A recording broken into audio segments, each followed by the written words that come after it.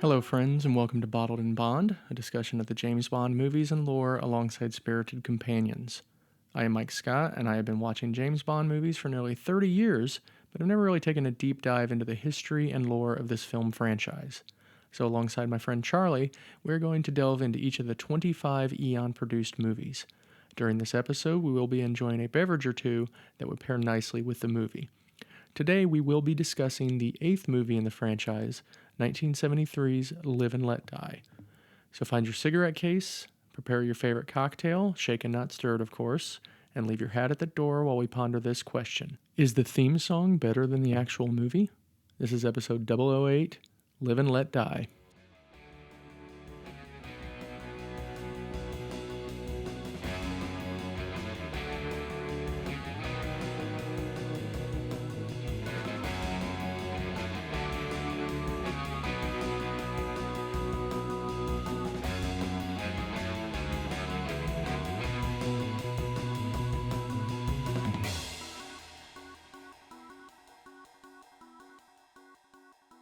Charlie, welcome. Thank you, You're Mike. braving it today with your 18-mile run this morning I am very tired. after a big 4th of July celebration It last was, night. yes. Had a lot of beverages. There were a lot of beverages because we broke out a lot of the beverages from previous shows for our friends Yeah, / only listeners to try. yeah, yeah. And Charlie finished off the Campari. That's if there's been no other success from this podcast, it's that Charlie has discovered the wonders of Campari. Right, the very bitter Italian drink. Yeah, Bitter such as myself. right. We got two companion beverages today. We're going to be starting off with Abita Mardi Gras Bock. So that's a All right. New Orleans brewery. Then we're going to have a Sazerac, which Leiter and Bond have later in the movie. Yeah, or at least order. Yeah, true. I can't remember.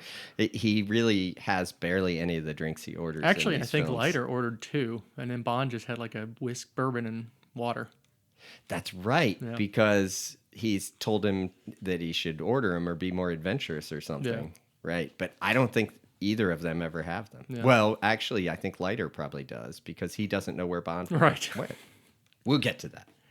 Errors and omissions. So we talked in Diamonds Are Forever. You asked if there are actually any scorpions that can cause death in humans, and there are some. There are Okay. some that can cause death. So not inaccurate. And I would All think right, over in okay. Africa, maybe there might be some, native ones over there that probably Maybe. could have done it. Yeah. Okay. That's good to know. I try to refrain from being stung by scorpions regardless. I have literally never seen one in my life.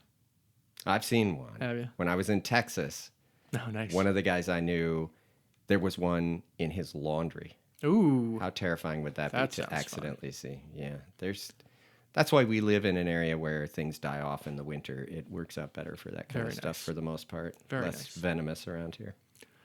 We got a comment from somebody by the name of Tracy. It must be Countess Teresa Right. or my wife, one or the other. She asks, does the cat actually have a name in the James Bond movies? He definitely does not, so we will always call him Mr. Bigglesworth. Yeah. And I don't think he may have one more small appearance. And it's amazing how iconic that cat is. Yeah. That there are 25 movies and the cat appears in what, like 3 of them Right. or something? Yeah. Yeah, it's crazy. We got some crazy news since we last recorded, because it's been 3 weeks since we recorded, since we did Diamonds did Are one Forever early. early, because you were Yeah. in Texas. So Denis Villeneuve was announced as the director of Bond 26, best known for his 2 Dune movies that have come out in the last 5 years. He also did a really good movie called Prisoners, and he did a Blade Runner sequel called Blade Runner 2049. I've seen none of those movies. Shocking. Yeah, I know. There was some scuttlebutt. We love to use the real common recent terms like scuttlebutt Yes. for this The, podcast. The stuff the young kids are Yes. saying. So the scuttlebutt is that Tom Holland may be the front runner to be the next Bond. So what do you think about that? Well, first I didn't know he was English because I think I've just seen him in movies where he talks American. I don't think I've ever seen him in a movie where he does a British accent. Yeah. Yeah.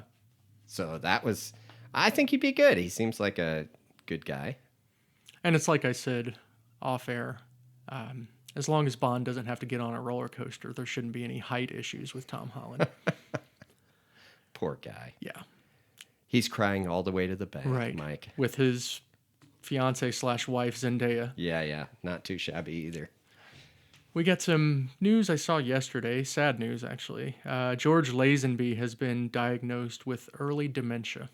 Oh, really? His Yeah, that's ex-wife not is good. actually his caretaker. He is 85 years old. He's had a pretty good run. I just, Yeah. you always got to wonder with that guy if he had stayed as Bond for a little longer, how different his career might have been. Yeah, no kidding. But yeah, 85 at least he did have a good run. So, let's do the plot summary for Live and Let Die. excellent. When 3 British agents are assassinated, notorious bus and boat hijacker James Bond is sent to New York to investigate. Disguised as a British honky, Bond begins his investigation in Harlem and eventually seeks answers on the island of San Monique, where he finds fields of poppies being grown for heroin. After CIA double agent Rosie Carver is killed, Bond has some slap and tickle with tarot card reader Dr. Quinn, tries to help her escape the villainous Dr. Kananga, and eventually heads to New Orleans with Felix Leiter to track down Mr. Big, Kanaga's alter ego. After a chase scene on a plane, a chase scene on a boat, and a chase scene on another boat, all while dodging the incompetent Roscoe P. Coltrane, aka J.W. Pepper, Bond eventually fights it out with Kananga, who succumbs to the pressures of his job. On a train with Solitaire, Bond has one last fight with Captain Hook before dispatching with him in true Bond fashion with a hilarious quip. Live and let die. Excellent. Now, instead of Roscoe P. Coltrane, I thought of Sheriff Buford T. Justice myself. Buford T. Justice. What is that? That's not Smokey and the Bandit, is That it? is. It is Smokey and the Bandit? Yes. Nice. I'm proud I got it. I couldn't resist. He was so... We'll get there. We'll get there. I know, we will. My wife has thoughts Yeah. when we get there. Okay, our cast, we have Roger Moore for the first time. Brand new James Bond. Our third James Bond in 3 movies. Yaphet Kotto as Dr. Kananga / Mr. Big. Jane Seymour as Solitaire. Julius Harris as T.H. Johnson, a.k.a. Captain Hook. Gloria Hendry as Rosie Carver. Clifton James as Sheriff J.W. Pepper. Roy Stewart as Quarrel Jr. Earl Jolly Brown as Whisper. Jeffrey Holder as Baron Samedi. Yet another person playing Felix Leiter. This time it's David Hedison. Lon Satin as Strutter, the CIA operative. Arnold Not the Kiss song. Nice. No, not the Kiss song. Arnold Williams as Harold, the cab driver in New York and New Orleans. Yes. We got Bernard Lee as M, 8th of 11 appearances. Lois Maxwell as Miss Moneypenny, 8th of 14 appearances. No Desmond Llewellyn. He did not appear in this movie, so we get no Q. We only get a mention of Q. That was kind of sad. Yeah. And you don't see much of M or Moneypenny really No. either. I mean, they're just sort of in there for a second. Right. But a somewhat humorous scene Yes. for sure. Directed by Guy Hamilton. This is the third of 4. Screenplay by Tom Mankiewicz. Very obscure music composer. Some guy named George Martin composed the score for this one. This was the first Bond movie not scored by John Barry since Dr. No, where he only did the arrangements. By the way, kids, George Martin was the producer for the Beatles, so that was a joke. He'd done a couple things. Yeah. We got a new production designer for this one, Sid Kane. Theme song. You ever heard of it? Live and Let Die. Performed by Paul McCartney and Wings. Written by Paul and Linda McCartney. I want to know what Linda McCartney did. I just wondered wanna that know. myself when I saw that. She was there in the room. Yeah. This premiered at the Odeon Leicester Square on July 6, 1973. Wow. That's good. We're close to some anniversary if I could do the math for that. Yeah, we are very close. Should have recorded this tomorrow, but it's I know. coming out tomorrow, so it'll come out on the day it There premiered. you go. This premiered in the UK on July 12th, 1973, premiered in the US on June 27th, 1973. Had a budget of $7 million. When adjusted for inflation, it grossed almost $1.016 billion. It is the fifth highest grossing Bond movie of all time. Wow. I bet people were pretty excited to see what would happen with the new guy in there. I mean, they've had a lot of variety here recently. Yeah. You got any history with this one? Anything specific? Because now we're getting to the point where you're of age where you could have, maybe seen one of these in the theater. No, I would have been 6 years old. I know. You wouldn't go see a Bond movie at 6 years old? I would have if I knew that I had that option. No, I did not see it in the theater, but I have seen this a number of times and have a pretty good memory of the various scenes in this, especially the boats. Okay. I mean, the boat chase is both ridiculous and classic at the same time. Which boat chase? There's like 7. Well, Feels like. the power boats, of course, where they're jumping over things. And Yeah. My only history is that the first time I watched this, I absolutely hated it. Did you really? Yeah. We'll see where we're at now. Yeah. There are some issues with it that could be better, but there are also some pretty good parts too. Let's go into the scene-by-scene breakdown. So as I said, we got a new Bond down the gun barrel. This is our third Bond in 3 movies. Roger Moore will do 6 more after this one, so he's in it for the long haul. Yeah. So we open at the United Nations, and my wife pointed this out. So somebody's talking from another country, speaking another language. So there's a translator up there that's translating for the British guy. Yeah. And my wife's like, "Is that Kevin Nealon playing the translator?" Oh, that's the guy funny. did look and sound like Kevin Nealon. That was kind of funny. But that representative was assassinated by a loud noise through the headphone. I don't know if that's actually possible, but we're talking about Seems unlikely. When I started to get the loud noise first, I'd rip the headphones off. But it was interesting, though. And the little device that the guy had to do it that looked like, a bomb detonator thing that you push the plunger down on. Yeah. That was pretty interesting. I mean, it's good movie stuff. Yeah. So from there, we go to New Orleans, where we see a man in the hat watching a funeral go by. And as he's standing and watching it, somebody walks up next to him and he asks, "Whose funeral?"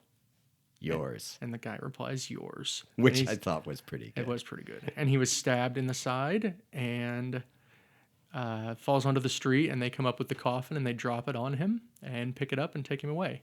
I read that the stuntman that did that scene, they just had handholds and footholds inside the coffin. Yeah. And there was no bottom to it. They just had him holding on. Wait, you know me, so you know that I was thinking quite a bit about how this could actually work. Yeah.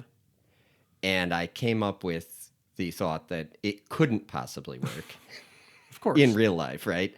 It's interesting because I thought maybe they kind of split the scene, but it didn't really look like it. But I thought, man, how could they do that, right? Maybe they just stopped the shot and lifted it back up or something, but that's pretty good. But yeah, I thought to myself, how could you have a bottom that like folds away, but then goes back under the body, right? That would be tough.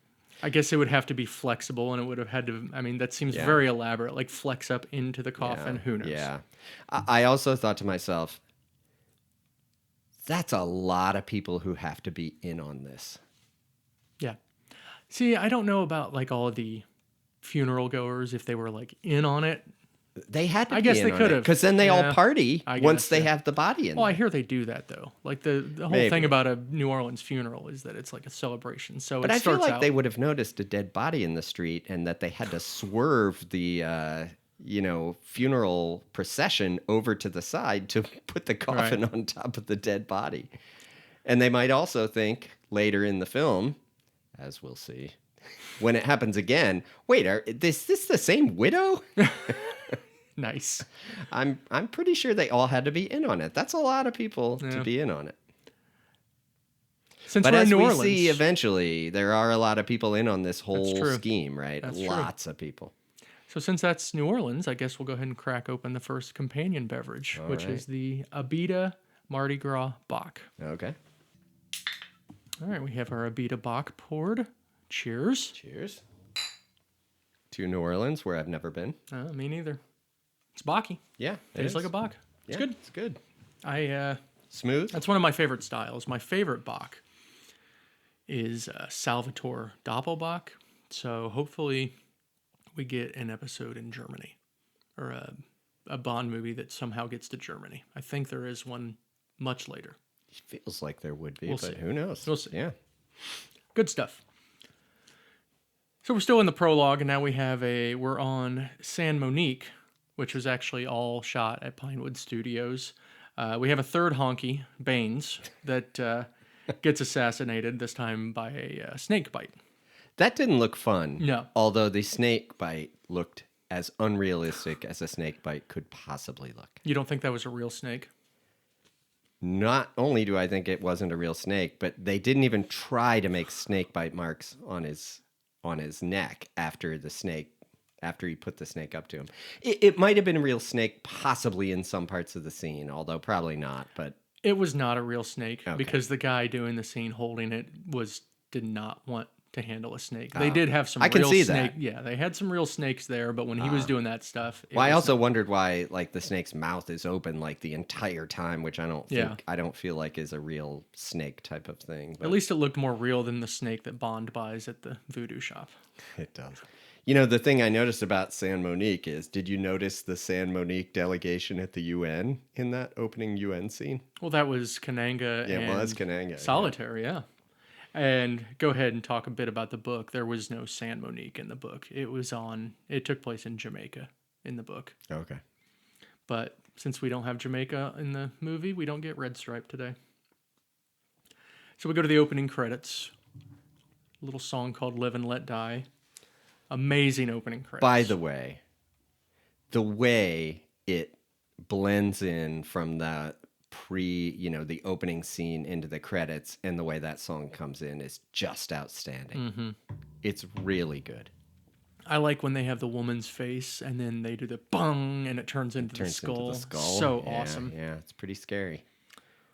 And we'll see when we get to the rankings if this is the best theme song. But the song is it's awesome. Really, really good. And then even the way the song fades out into the actual beginning of the movie is great.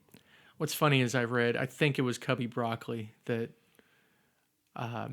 they had written the song and recorded it and played it for him. And he's like, I got some changes I think I'd like to make. And they were like, you don't make changes from a song written by Paul McCartney. Yeah, you just let it be. Yeah. You're just going to have to live and let die. Let it be. Good one. So now we go to Bond's house.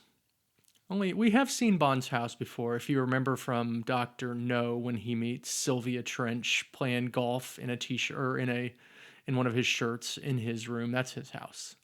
Oh, and is this the same one? Yes. I mean it's not the same, but it's Bond's. But it looks it's Bond's the same. house. Okay. Yeah. We have our first. I don't really put her on the level of a Bond girl. She's not in it very much. She's in there for a second, but it is a pretty funny scene. Yes. Madeline Smith is her name. She plays Miss Caruso, who's an Italian diplomat. She did a little bit of the audio commentary. She spoke very highly of Roger Moore, saying he was wonderful to work with. Did you like his watch, his little digital watch? It's called a Pulsar watch. I did. Yes, it is a Pulsar watch. And Mike, I lived through the time when that was an actual style of watch. My brother had one that had those like red numbers like that. Yeah. And of course, it used so much battery that you had to hit the button to turn it on, because you couldn't have had that on all the time. It would have drained the battery like crazy, but it was digital. Nice. And there was no LCD yet, like backlit LCD. So those, it was the same as what our calculators were like at the time, with those glowing numbers and stuff. Those were the days, Mike. Was it radioactive or something? Is that how it was able to glow? No, that was the old watches with radium on the dial. Right. So he's in there with Miss Caruso, and somebody rings the doorbell, and it's M making a house call. He wants to give Bond his assignment after those 3 assassinations we saw. So Bond invites him in, takes him to the kitchen, keeps trying to make sure he doesn't see Miss Caruso in the flat, as they call it over there, and makes him a cappuccino. And M is completely unimpressed by the cappuccino maker. And, Bond kind of fiddles around with it, makes a bit of a mess with it, too. Is that all it does? Is that all it does? Exactly.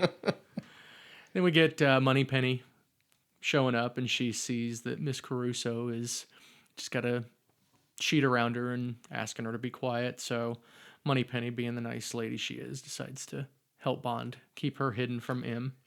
I will say, you can see a lot of acting in her face, the way she reacts to that girl, right? Because you know she's in love with Bond, and then she sees that young girl in there. Like, she does a lot Yeah. without doing much for being in the movie just a very short time. Yeah. So we see our first gadget, and this is where we get Q mentioned. He gets mentioned briefly here.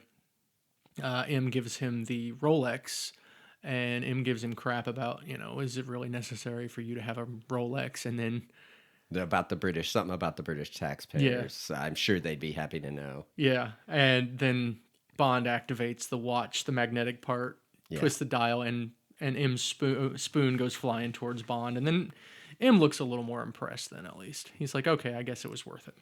Yes, but do you remember what he says? So Bond says, I've heard even at enough distance, it can change the path of a bullet fired from a gun. And M says, I'm tempted to test that theory right now. Because he's so unhappy with Bond. Yeah, I feel like each movie, M is just more and more sick of Bond. Yes. It's pretty funny. I think he is. I got a chuckle with that one. Yeah, that was good. So Bond gets his assignment.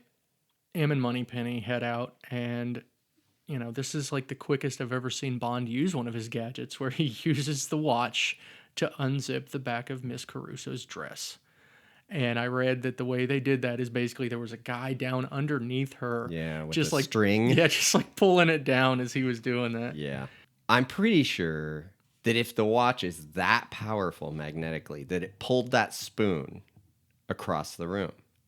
When he turns that on behind her back, that zipper would be glued to the watch. Yes. Right? It would immediately just go right up against the watch and be glued to it. It would not just like lightly follow it down as he moves in. We'll just say that the magnet, like the more you turn the dial, the stronger it is. Sure. Okay, let's say that. Sure. We'll say that. You know what? That's pretty good. We'll go with that. Because the whole thing of a watch that small having that powerful a magnet is probably pretty ridiculous anyway. But. Yes. Okay.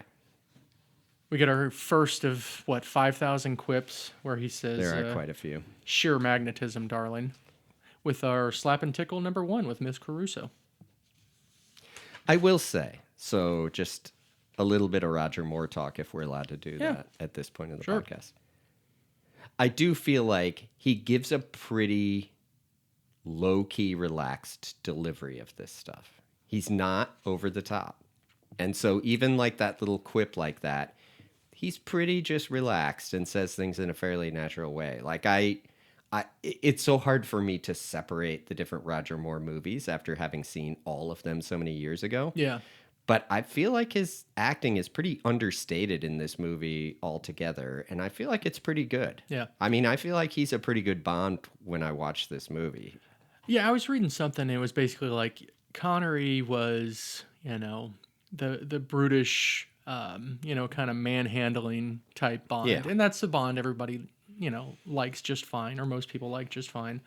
Roger Moore is more of the snobby, truly British Bond. So yeah, he makes these quips, but he doesn't like wink at the camera or smirk when he does them. He sort just of makes doesn't them- beat you over the head with it. I mean, he's pretty... Yeah, I thought... I was expecting a little more over the top, maybe because I've seen all the rest of them. And, they do get a little bit more... As I remember, once you get to Moonraker, it's kind of outlandish. But Yeah. I thought he did a pretty good job. Yes. He was 45 when they shot this. Wow. So he's old, because he's older than Connery, but he looks That's way pretty younger. wild. He looks younger than Connery. Yeah. Well, he's got more hair, and I mean, he looks pretty young. We are now Bond is now heading to New York, and while we see him on the plane, I believe Pan Am, the It was old Pan Am. I noticed Airlines. that. Yeah. We get some scenes with Jane Seymour as Solitaire, and she is reading tarot cards, basically predicting that Bond's going to come and mess things up. We then get Bond in the taxi Once he arrives, he has some little code that he sees the license plate and it's Yeah. on something of his, so he knows that it's a safe car. A little side note about the taxi driver for this scene is played by a guy named Joey Chitwood Jr. Oh, Are you familiar with that name? yeah. Okay, well, Joey Chitwood Jr. set a world record. He drove 5.6 miles on two wheels, so he could have done that Diamonds Are Forever scene pretty nicely. Yeah, I think he had a whole traveling He, car stunt show you are thing and correct. everything. Yeah. Yes, his father. This is nice local lore for us. Raced in the Indy 500. Yeah. Raced in 7 Indy 500s and had 3 top 5 finishes. Pretty good. Not too shabby. Bond is chatting on the phone with yet another Felix Leiter. This is our 6th or 7th Felix Leiter so far. But I will say this, David Hedison was the only actor until we get to Jeffrey Wright during the Daniel Craig era to play Leiter twice. Oh, okay. I can't remember the other one, though. Now we get a pitmobile coming up beside the taxi, and it's driven... Which they call a pimpmobile They call it the in pitmobile. the movie. And there's a lot to this. I want to kind of go... We're going to take a little aside with this one because it's pretty fascinating. But Car's pretty wild. yeah, we'll start off with what happens. So the pitmobile, driven by a character named Whisper. We see him quite a lot in this, and he's got this little camera that he's using to pinpoint the driver's head, and he shoots a little dart something at him and kills him. So, pitmobile. This was a 1971 Cadillac Eldorado plus a Corvette. So it was a Corverado. Yeah. Exhibit did not pimp this ride. I don't even know if Charlie gets that reference. There was a show on MTV called Pimp My Ride that was hosted by a rapper Exhibit. Oh, I didn't know that. I didn't know the Exhibit part. I'm aware of the show, but I never saw it, obviously. So, and maybe that's how the whole Pimp My Ride thing got named. Maybe. Yeah. Well, so there were 7 of these made. Okay. And I don't think specifically for the movie. It's a Corvette chassis. So underneath it is a Corvette, and then they just put like Cadillac Eldorado body panels on it to look like an Eldorado. Pretty wild. So it's an Eldorado with like what, a V8 or something, and tons of horsepower. Well, it might have had a V8, but right, like a Corvette V8 and Corvette handling and all that. So the pitmobile takes out the taxi. They wreck. Then we see Bond chatting with Felix about the car crash. Well, they're on a bridge, right? Yes. The thing I noticed about that bridge, every car was a General Motors car on that bridge. Yes, they had a big deal with GM for this movie. And did you notice when the car crashes, what it crashes into? Refresh my memory. A Ford van. Nice. It had to be on purpose, like an Probably. old, crappy Ford van. Yeah. But yes, I noticed as I was watching that every car on, they might have all been Chevys even, but I guess that was kind of a Cadillac Corvette, but they were all GM cars on that bridge. Yeah. A lot of back and forth here. We have Felix is in some room and they're doing recon, and it turns out they're spying on Kananga, who clearly knows he's being spied on. He puts on this tape that it sounds like it's him talking, but he's like going off doing other stuff. Bond is chatting with Felix this whole time. Then we get Bond going to this voodoo shop. Yeah, because they told him that's where the car was registered. Yeah. He sees Whisper. Goes into the shop, talks to, or we see Whisper, I should say. I don't think Bond actually saw Whisper at that point. Otherwise, he would have recognized him later when they're in. I thought he saw him because he looked through that shelf and saw him go in the back room. Okay. Maybe he didn't get a perfect look at him, but he could kind of right. tell this was the way to go. That's how he saw the hidden door. Yeah. So he picks up this fake snake and asks to buy it and get it gift wrapped. And I don't understand this line. He said like wrap it horizontally. What does that? I don't know what he meant. It can't mean anything. I don't know. So while she goes back to the back to wrap the snake, Bond is sneaking around in there, and he finds out that there's like a back room, and he sees the pitmobile in like a garage in the back room. Then we see Kananga with the henchman in solitaire.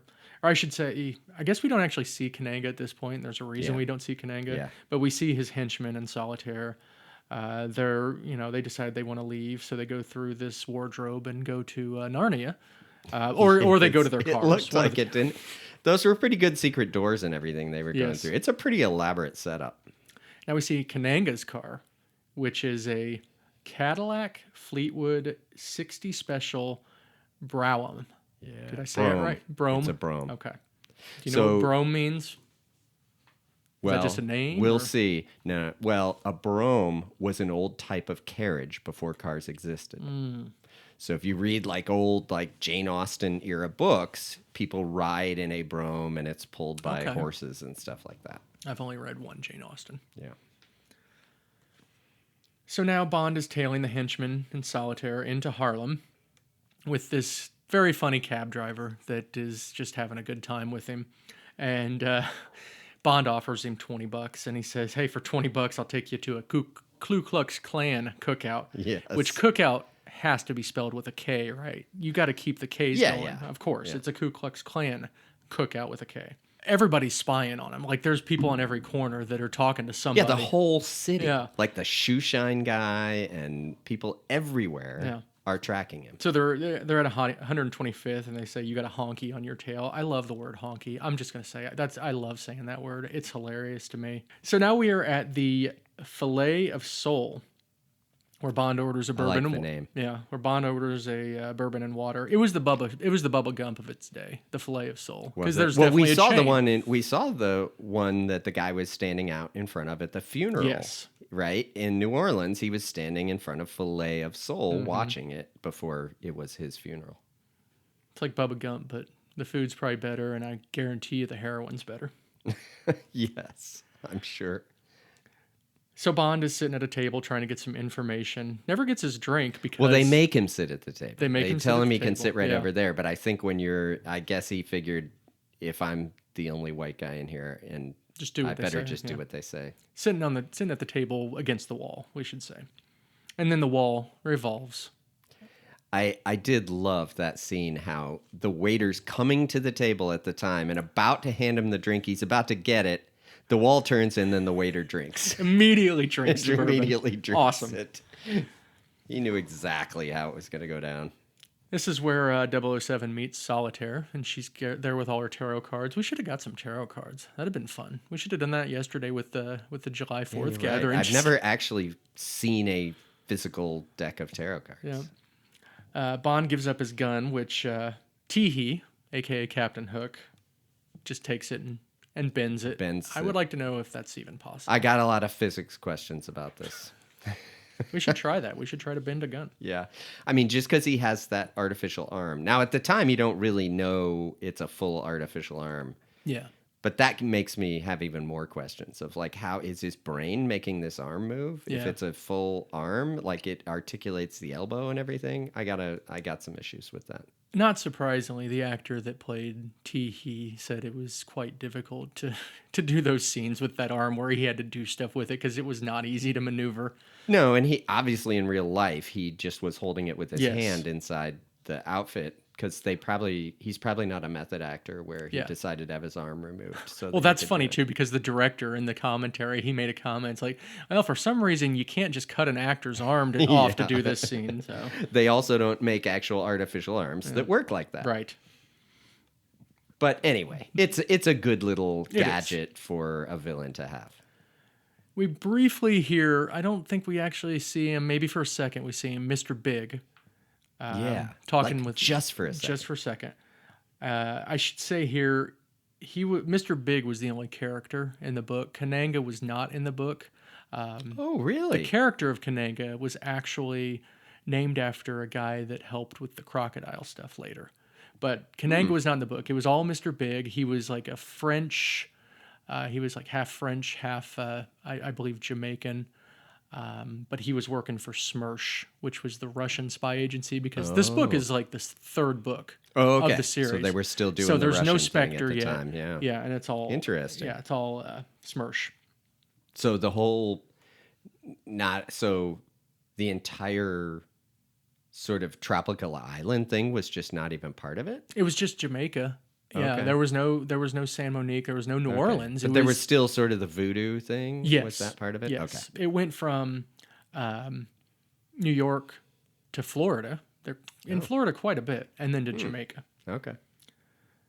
So Bond gets tossed out eventually, scuffles with Mr. Big's men, takes him out with a escape ladder. That was a pretty That was a cool good little one. move. Yeah. Yeah, that was a good move. Then he's held dead to rights by another guy with a gun, but that guy is actually Harold Strutter, who is a CIA agent. That Kiss song's going through my head right now. I can't Nice. stop it. Everyone go listen to Strutter by Kiss. I think if you remind me, I'll put it in our show notes. All right. Strutter is working with Felix Leiter, and he makes a funny little comment about, nice disguise, a white guy in Harlem. Yeah, that was pretty good. So we get some more car chatting with Felix. From there, we go to San Monique, and this is our first appearance of a character by the name of Baron Samedi. And in the books, Baron Samedi wasn't an actual character either. He was a boogeyman kind of guy that Mr. Big used to scare everybody into doing what he wanted. So think like, the Wizard of Oz. He's the wizard, and Mr. Big's the man behind the curtain. The guy playing Baron Samedi is Jeffrey Holder, which I believe, talking to your wife yesterday, she recognized that guy from, I want to say, Dr. Pepper The 7 Up commercial? commercials. 7 Up, yes. 7 Up. So Jeffrey But Holder. he does that laugh in Yeah. the commercials. The laugh is a dead giveaway, I think. And I I wondered the same thing, and she read about it. If it's not true, someone can tell We'll us. correct and it we'll next put it in week the if show it's not. notes. But I think she's right. I mean, and he did these Dr. Pepper, or now you 7 got Up. me doing it, 7 Up commercials. And yes, I recognized him as well. He was a very successful performer and dancer in New York City. Oh, okay. He was of Trinidadian origin. Okay. I think he actually did a lot of the choreography for all the voodoo scenes that we'll see in this Oh, one. I could see that. Yeah. He does a good. I mean, the dancing scene at the very beginning is good. Yes. Those are obviously professional dancers, and he does a good job. His laugh is Really, really cool really dude. He good. seemed like a really cool dude, and Yeah. he had a really good performance in this. Yeah. So Bond arrives at his hotel in San Monique, and we're going back and forth between Bond, and then there's like this, obviously it's like a touristy kind of ceremony kind of thing that people can Right, come and right. watch. We have this crab walker that comes up on stage, Yes. does this little dance. I'm so glad that he did not break into a rendition of Surfin' Bird. Oh my gosh. Kids, that's a reference. No, kids, wait, never mind. No, don't tell children about that movie. Oh my gosh. Some people may know it. It's a movie where there's a scene with somebody that does a similar thing, but a little more risque. If you know who John Waters is, There you then go. You might get it. And then I'm sorry that we mentioned it. Yeah. Bond is in his room checking for bugs, but not bugs of the living variety. I was happy to see that he finally has a device to check for them, Mm-hmm. because in so many of the earlier movies, Bond just kind of walks around the room casually and looks at like 3 places. This, at least, you have some idea that he could actually find them with this device. So Bond decides he's going to take a bath and shave. And we see a snake coming in from... Well, you forgot at the front desk, they tell him that Mrs. Bond Oh, has that's right, already yes. checked in. Mrs. Bond has And already checked in. All of us, including James Bond, are very surprised to hear about this. Yeah, because Blofeld killed her just like two I movies know, ago. right? Who could this be? So somebody puts a snake into his room. I mean, an MF and snake heading for the MF and drain. That was... Nice. I'm proud of that one. Nobody else will be. But they opened up a pretty big vent there that he didn't notice that they put the snake in. But Yeah. the snake happens to get right behind the pipe, or like the hose for the shower head thing when he's looking back there. But I mean, snake, that's pretty scary. This isn't the first time someone's tried to use a snake to kill him, is it? We had We've had spider, tarantula. Yeah. tarantula. Maybe we I don't haven't had think so. snake. Maybe it is. So, as an aside, I shave while taking a shower. That's way more manly than shaving while taking a bath. So I'm more manly than James Bond. Well, I'm glad you mentioned this, because my wife immediately said, "A grown man taking a bath?" It was hilarious. All you people out there who take baths, you can speak to her when you see her. Yes. That wasn't my We comment. neither endorse nor dislike people that take baths No, it might be more European though. or bath neutral. I feel like it might be more of a European thing because when I visited over there, I was in several places where there was no big shower curtain on the bathtub, and it was clear there would be a spray nozzle with like a hose where you Yeah. could spray yourself off, but it did not seem that they expected you to stand up and take a shower. So it might be Interesting. more of a European thing. So pretty cool that well while Bond is in the bath, a familiar face comes in and brings in some drinks, and it's Whisper Yeah. living up to his name. We should have had companion cigars for this episode. Now that I think about it, Bond smokes a lot of cigars in this movie. You Yeah, know, your wife might take issue with smoking cigars in her sewing room, yeah. though, Mike. Just No, this is not her sewing just room. a You're note. you're pulling back the curtain. This Oh, is a sorry. professional Sorry, in our podcast. professional podcast studio Yeah, cat's out of the bag now. / sewing room. The Mr. Bigglesworth is out of the bag now. Yeah. So we have Bond seeing the snake, and he's cleaning up and makes a homemade blowtorch and kills the snake with Yeah, it I using liked his that cigar. part. That was pretty good. cool. Although I feel like in real life you have to keep the flame in front of the You would blowtorch think. thing. You but would think I don't so. know. Who knows? Children, We'll have to try it. Don't go try. No, because the can might blow up We in your could have hand. tried that last night with while we were doing all the fireworks. That would have been perfect. And then we could have taught our children a valuable lesson Yeah. about how you can use an aerosol can with a lighter. That'd be great for Yeah. them to learn. Bond sees that somebody's pointing a gun into his room, and so he opens up, grabs a gun, and it's Rosie Carver, CIA agent, played by Gloria Hendry, aka Mrs. Bond, apparently from earlier.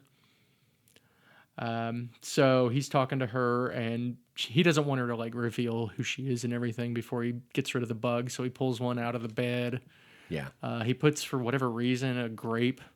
Well, I'm over one of assuming them. that was a camera and the other one was the sound. Okay. That was my assumption. I mean, that grape is going to cause all kinds of bugs to come into the room, so it's kind of weird. Yeah. I might have just like unplugged it or smashed that thing or laid it face down on the table or Yeah. various other things. But it was good. So Rosie Carver, very inexperienced, she is trying to help out, and we get yet another quip where Bond says, "Oh, I'm sure we'll be able to lick you into shape." Yes. Wow. But Bond asks about, I can't remember the exact line, but is like, how would you, how you resist what he's trying to get her to bed, of course, because he's still Bond. Yeah, right. And she's like, Felix warned me about this. If all else fails, cyanide pills. Yes, that was a good line. That was pretty funny. Bond then goes into his room, and there's a hat with a feather in it that has blood on it. Very frightening, Which apparently. apparently was very scary for some reason. Yeah, it's enough to get her to. I'm sure it has to do with the whole voodoo plot, but they don't try to explain it at all. But it's enough to get her to jump into bed with him. Now- Well, first, she has to go into the bathroom. Oh, yes. And she starts screaming and runs out Yes. and says there's a snake in there. And Bond says, "Oh, yeah, you should never go in there without a mongoose." That wasn't even good enough for me to That's my favorite quip Is of the it whole really? movie. I didn't even have that one You written. should never go in there without a mongoose. Wow. I mean, come on. Okay, no, that's How good. ridiculous is that? Well, we know what yours is now, so we got it. So I'm pretty sure it's not really shown, but I'm pretty sure we get Slap and Tickle number 2 here with Rosie Carver. I assume so. Go to the next morning. Bond is wearing a very awesome looking denim kind of outfit. Yeah, it's great. Yeah. Canadian tuxedo light or something. Yes. They Bond and Rosie head to the boat to check out where Baines, that third guy that got assassinated, find out where he was killed. That scene was shot off the shore in Jamaica, and it was not far from a place called Goldeneye, which is the house where Ian Fleming lived, where he created James Bond and wrote most of the books. Really? Yes, Wow. and that's where the later movie name came from. I guess so. Rosie asked where she can change. It's like, what? It was so weird. It's like there's only one place you could go to change. Exactly. There's down under Yeah. That's it. Yeah. You're on a boat. And she's down there changing. You remember when you could just like tape naked ladies up on the wall in whatever room or anything? Did you notice that? There was a bunch of naked lady pictures Oh, on the I walls. didn't. Yeah. Well, I guess I'll have to rewatch that scene. Why don't you have those in your garage? I know, right? I do have a family that also uses that Yeah. garage mic, plus, community standards and whatever Yes. else. So we have a new character that's a beloved callback to an old character, and it's Quarrel Jr., the son of Quarrel from Dr. No. In the Well, I assumed that was right. Yes. Right? It was, okay. Yes. In the book, it was just Quarrel. Quarrel appeared Oh. in multiple books, and that's why, for those astute listeners that recall our first episode where I was talking about how in the book, Quarrel was much more well formed and much more of a partner with Bond, and it was because they had been working together more. Yeah, I was happy to see Quarrel Jr. Yes. It was a funny way to find out that he's Yes. in on the whole thing and everything. And it's funny too because Rosie thinks that he's about to like strangle Bond or something, and she points They the did gun. set that scene up pretty well, where he's got that big rope Yep. and he's standing right behind him. And she's pointing a gun at him, and Quarrel, once everything's all worked out, Quarrel's like, "You might have even killed me if you'd taken off the safety catch." Yes. So we briefly see Solitaire's house, nice big mansion up on a hill. Then we go to San Monique, where Solitaire is checking the cards. And we go back and forth between... By the way, her outfits. Yes. Spectacular. Yeah. And that chair she sits in, and basically the outfit is like part of the chair. Right, where You she kind sits of down and then eventually it drapes on Yeah, her. and like it drapes over your shoulders and like comes in. Looked really good on Bond a little later in the Yeah, movie. I know. Just outstanding. Yeah. I did like that. And it kind of had that hat part on top of her head and everything. That was really good. Yeah. So Bond and Rosie, they're driving through the jungle, and Rosie makes some weird comment because Bond is like, you said up in the mountains, and she's like, yes, down up there, or up down there, or something like that. So he's starting to get a little, Well, you kind of suspicious. heard You do a hear it. comment Yes. about her making quick work or doing a good Yes. job. Bond doesn't know it. We do. Right. We know first. Yes. But Bond decides to stop off for lunch. And this, we find out that Carver's a double agent. Yeah, I think he kind of figured it out Yes. when he's like, well, I'm not in a hurry. Are you? Yeah. So she runs off through the... Well, he does. Because we keep seeing these... first they have lunch. They're lying down. There's some champagne. There's like, probably a it's slap and tickle. It's a whole thing Yeah. that's going on, right? So let me ask you, because I wasn't really sure. Is she really a CIA agent that's a double agent? Or was she just a bad guy all along and she was never part of the CIA? Do we know that, or do you know it from the book? I'm pretty sure she said Felix. She was talking Well, about she Felix. did, but I like, think did would she know. just make that up? No, I think she's a double agent. I think she is a double You're probably agent. right. Yeah. I just didn't know. I was a little bit. I was left a bit unsatisfied by not understanding why she's under his thumb or whatever. Yeah. Because she's like, you don't understand and all this stuff, and then you never find out. Obviously, as we see in the next scene. I think it's the whole like the voodoo thing, and they're just, Could be. because Maybe you had that's all it. these scarecrowish like things all around. Yeah, the she island was stuff. scared when Yeah. she saw those things. Because she's from the island. Right. But I didn't know if she was scared because they were voodoo or because she like knew what's really in those things. I hidden think it's cameras her- and all that. But yeah, I Yeah, think I think it it's must her be scared the of voodoo because she Kananga. was scared of the hat too. So Yes. I don't know. So she runs off, and eventually one of these little scarecrow things shoots something at her. I guess it was a gun. So shoots a gun at her, and she dies. We go back to Kananga. Kananga's mad at Solitaire because, he didn't want to kill Rosie, but he had to because she was going to, squeal too much, apparently. So we now are... Yeah, and for whatever reason, he's mad at her. Yeah. Well, here's the whole She's thing supposed about... to predict the future, and I guess, well, she lied, didn't she? She said something about death, but she really keeps pulling the lover the card. lover's card, Yeah. yes. So in the book, it's heavily implied that she really can see the future. So I guess in the movie, it's kind of the same too. You're supposed to Yeah, no, actually I believe did- that she can. Yes, I did believe that. They all believed that. Yes. She believed that everyone believed that she could tell the future. So we're back on the island at night, And this was shot in the daylight. I was watching a little behind the scenes thing on it. It was middle of the day, so this is one of those things where they put one of those dark filters on the screen so it looks like night. I did not know that was a thing. Yes. That's pretty good. That's all. That's the way they had to do it back then. Because they For didn't the have most enough part. lighting, Yes. probably, to artificial light to actually make it work. But we see Bond on a hang glider with a cigar yet again. I mean, that he looked so awesome there. I'm not That gonna was lie. pretty good. He's just so casual. Yeah. Clipped to that boat on that hang glider. Yes. That was good. Because then he just sort of nonchalantly, gets rid of the cigar when it's time to Yeah. go.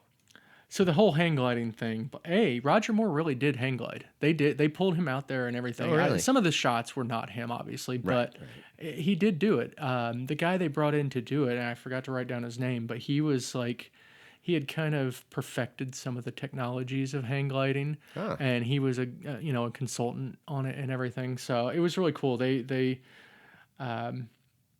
I think it was like 50s and 60s. They really kind of progressed the hang gliding technology to make it more like what it is today. Whoever has the guts to do that, because there's no way I would ever hang glide. That would terrify me.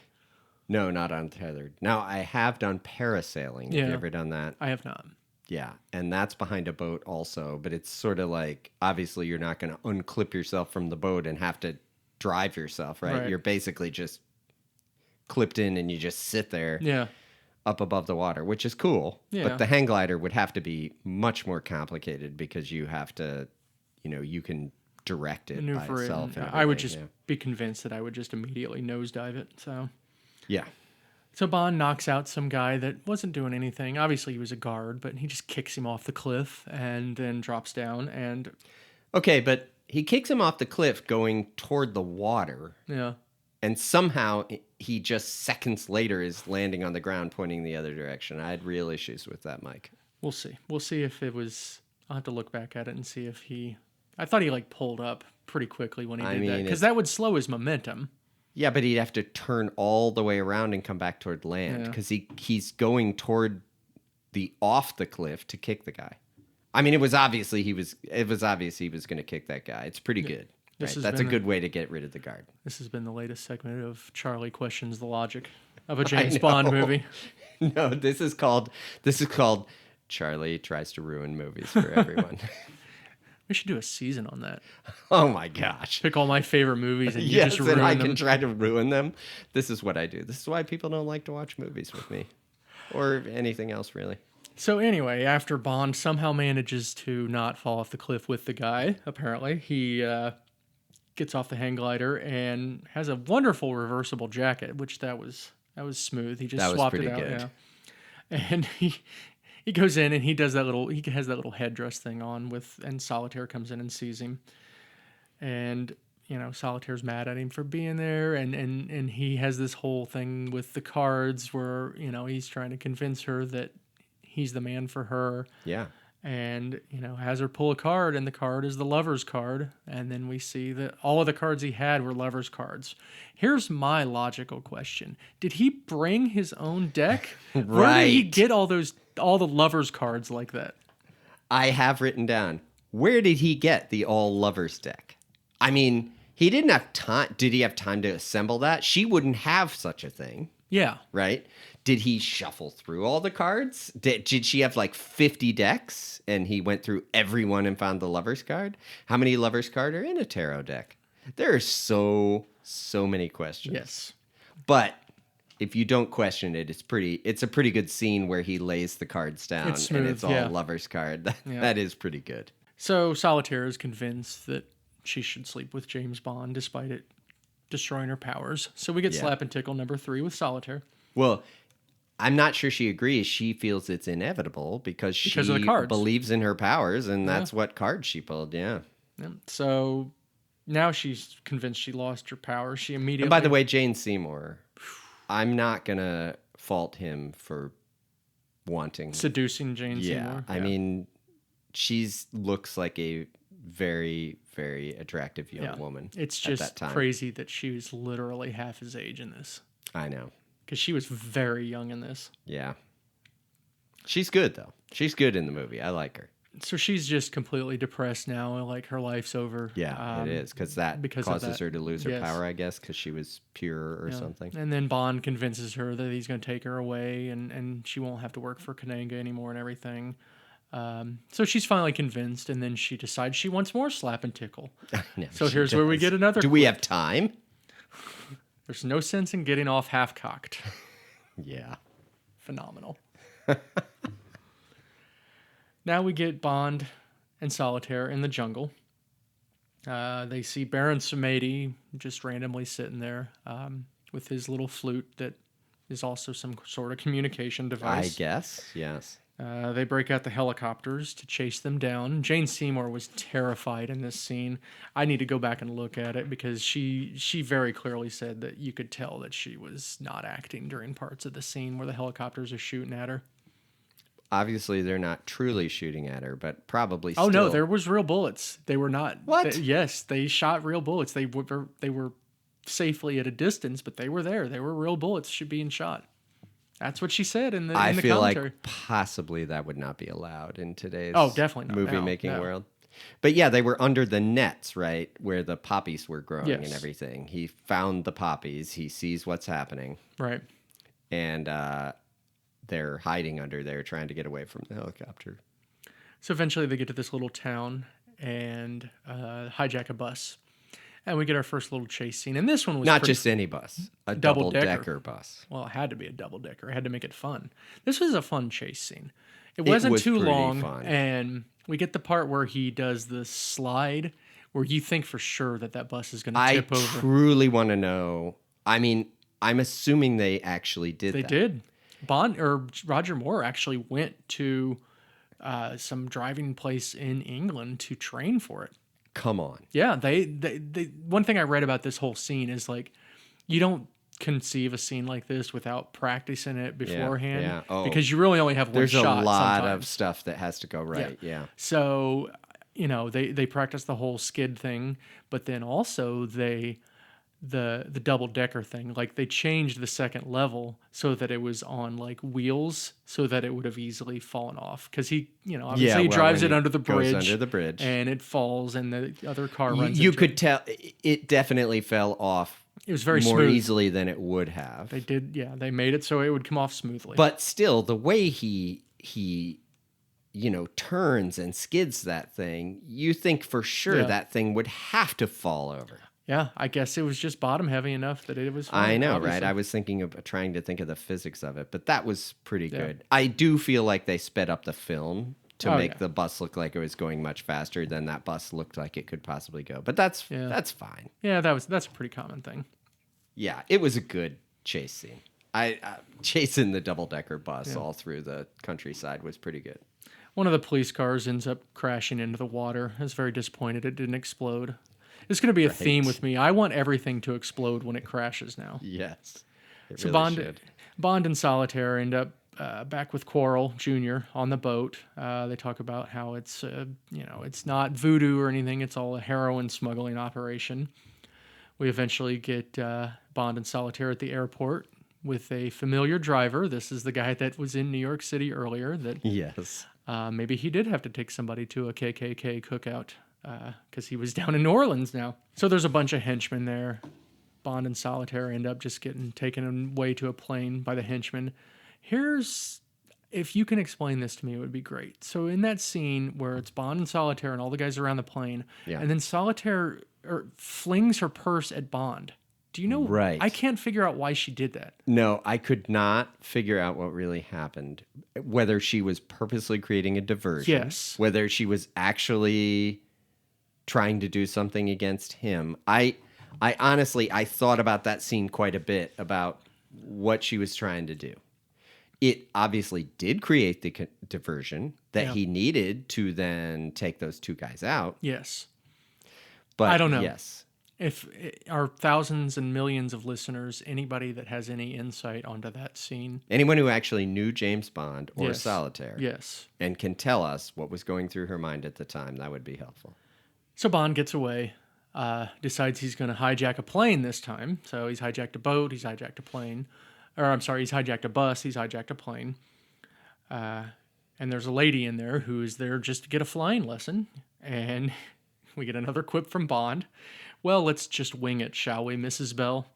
So That we was have pretty this good. this ridiculous scene, and the director was very like, yeah, we want a scene where he never actually leaves the ground. So he's just riding the plane all You around. know what I wrote down? What? Car chase in a plane. Car chase in a plane. All these cars are ridiculously crashing into other planes and stuff. The planes looked like they were made from paper. I think They in the- really did. I think in the commentary they said they got those planes like super cheap. Well, now there are planes with like fabric wings Yeah. and things like that, and maybe they use something like that. But you could clearly tell, like when the wings are torn off by the door, Yeah. right? I mean, obviously, but the lady's good for a few funny lines while he's flying her around. This is my favorite non-Bond line in the whole movie because I'm a child. But once it's all over, or while it's going on, actually, she at one point utters, "Holy shit." Cover your She ears, kids. does. It was pretty. And that's our funny. first four-letter word in a Bond movie. I don't think that happens too often. You might be right. Over all of the And 25 for- movies. for 1971, that's probably something. Right? 73, just to correct the 73. record, Oh, yeah. But yeah, sorry. still, yeah. I mean, Yeah, in a Bond movie, that had never happened. I can guarantee you they never had one before. it's pretty good. She and the lady who had the machine gun, right? Those are our best old lady Yes. people that we've had so Yeah. far. And they're both pretty funny in their own way. Yeah, and with her just being in it for like 2 minutes, but her getting to say that line, it was so Yeah, funny. she has a pretty good part in this chase. So now Bond and Felix are at the hotel in Nowlands, and we have CIA agent Strutter, I know, right? Every time you say it. watching a funeral, which is a callback to the beginning of the movie. Now, Yep. we don't see him get stabbed, but obviously We he can did. tell what happens. Obviously he did. And there, Bond and Felix go into the Filet of Soul. They try to sit him down in a booth. We get a nice little quip from Bond saying, "I once had a nasty turn in a booth." Yeah. And Bond orders his drink, which, like I said, I believe is a bourbon and water. And Felix orders 2 Sazeracs. And the reason he orders 2 is because he thinks Strutter's coming. So he's getting one for each of them. Oh, okay. And from there, we will get our second companion beverage. All right.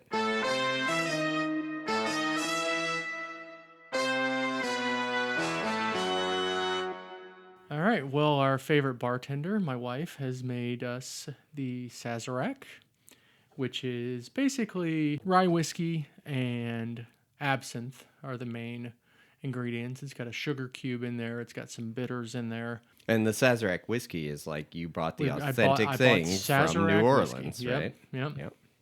Boy, that absinthe changes that flavor. Yeah. Because we that's had a little interesting. sample before.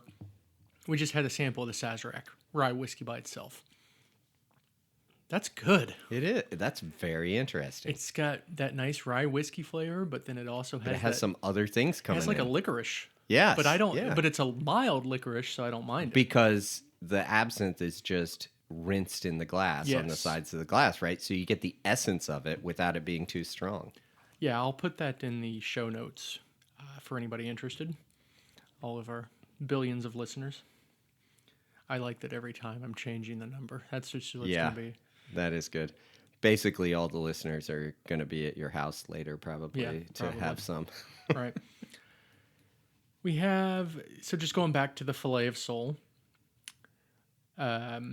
Interesting thing I noted here is that we actually get the theme song being sung in the movie on that stage. Yeah, I thought that was kinda good, cool. wasn't it? Yeah, That was interesting. It was a good rendition of it. It was. I didn't notice this the first time I watched it, but then the second time I watched it with the audio with my family, Leiter makes a quip that he doesn't know is a quip, and it's really just kind of a foreshadowing. They were talking about Strutter, and guy comes in and says that he's got a call from Mr. Strutter, Yeah. and Leiter says, for a minute there, I thought Harry was laying down on the job. I did catch that. That was pretty good. I'm assuming there was a fake phone call and nobody Yeah. was actually on the line. So from there, Leiter leaves, and then we see Bond sitting there, and then the floor drops out. So they just got trapdoors everywhere in this place. That was in these pretty Filet of good. Well, Souls. obviously, I mean, it's funny how he refused to sit in the booth, and then, And then he still- that's what they wanted him to refuse to do, and Yeah. they take him to the table. And Nobody else in the whole place bats an eye when Right. one table drops into the floor. Yeah. So when we go to the Filet of Soul, we just got to make sure we stay standing up. Yeah, I mean, if I were in that place, I might look under my own table to see if I can see like any cracks in the Right. floor where my table might be, That would be lowered a down cool in. place to go to, though. It You would know be. what it kind of reminds me of? The Jazz Kitchen. There's a great little place near us called the Jazz Kitchen. We went to one year for my birthday. Yeah, I can buy that. I love that kind of vibe, Yeah. just without the heroin smuggling. I don't need that. I mean, you don't know, do you? Yeah, exactly. Just kidding, Jazz Kitchen people. We just lost our Jazz Kitchen sponsorship. Yeah, I think we did. So we're in Mr. Big's lair with Solitaire and Teehee. A lot of kind of exposition and back and forth.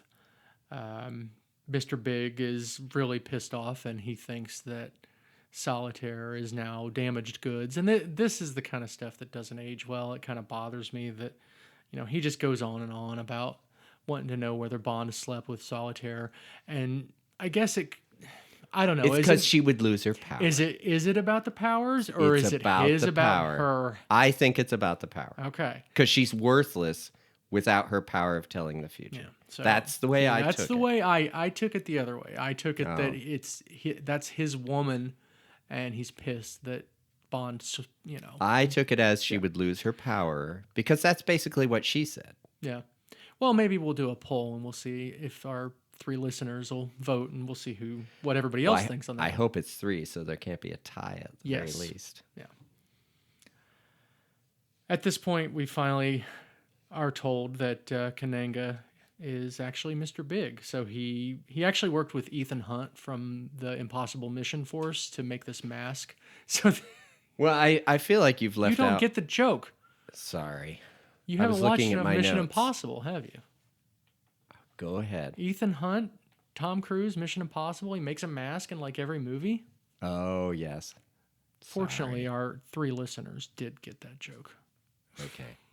I was looking at my notes because I felt like you left off a super important part of this scene. Okay.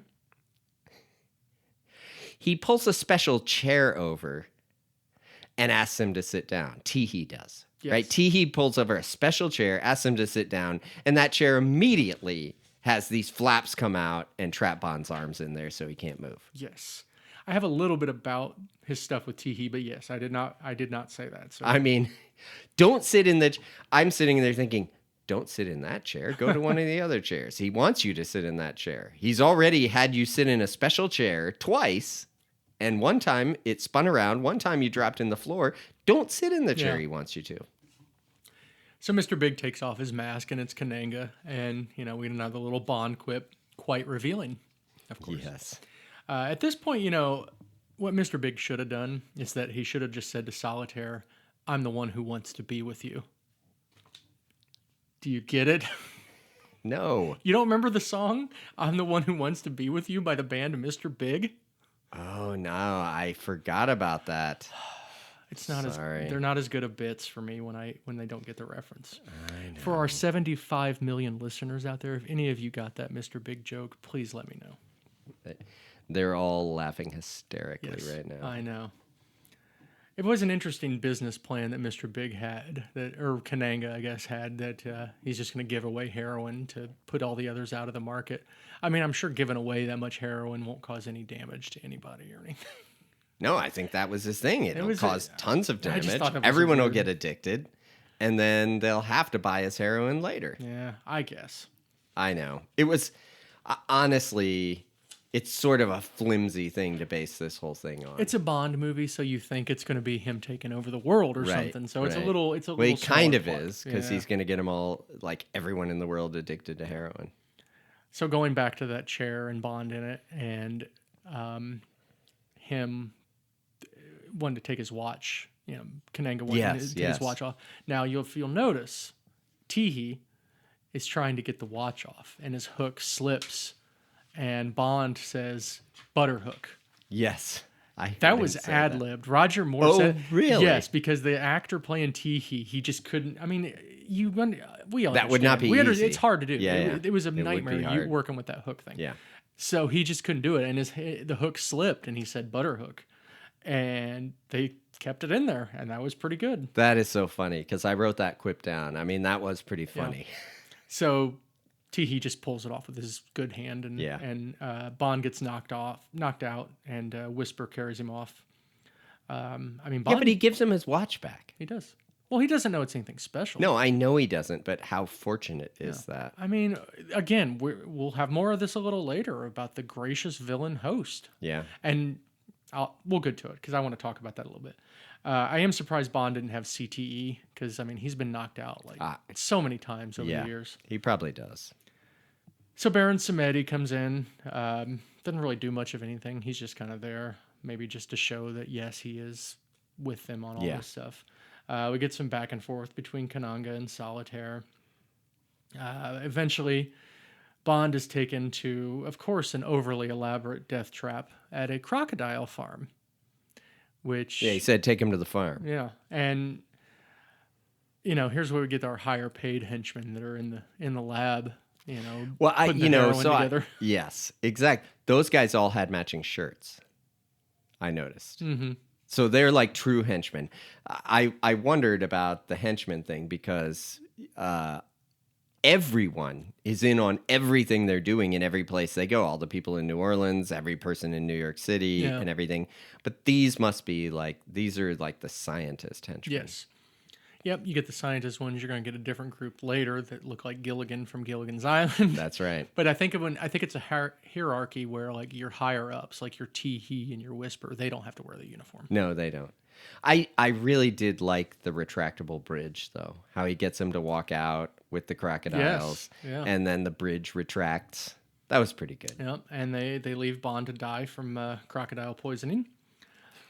Yes, obviously. And this is where Bond, we get to see the gadget, we get to see that magnet in action. Well, do you have any information on whether he was really standing there with crocodiles? It looks pretty real and everything. From what I read, he was there. Yeah. Obviously, he didn't do the scene that's going to be coming later. Yeah, I wouldn't think.